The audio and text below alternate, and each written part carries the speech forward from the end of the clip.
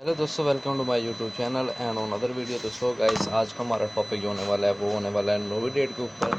तो नोविडेट बेसिकली एक प्रोडक्ट है। आज इसमें जो है आपको टैबलेट भी मिल जाएगी, इंजेक्शन भी मिल जाएगा और सिरप फॉर्म में भी मिल जाएगा। तो आज का हमारा जो टॉपिक है वो है नोविडेट सिरप के ऊपर। ये जो है आपका 125 mg पर 5 ml पर इसकी जो है वो डोज़ है।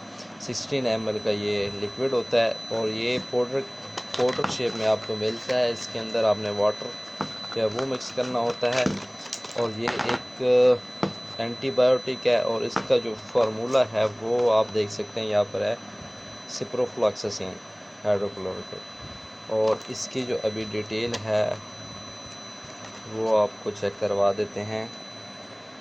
ये आप देख लो, ये 192 रुपीज़ का आपको मिल जाएगा। और ये ओरिजिनल प्रोडक्ट जो है वो सामी यहाँ पर आप देख सकते हैं वो तैयार करती है। और ये एक एंटीबायोटिक है। मज़ीद इसके लिए डिटेल जानने के लिए नीचे दिए गए लिंक पर क्लिक करें।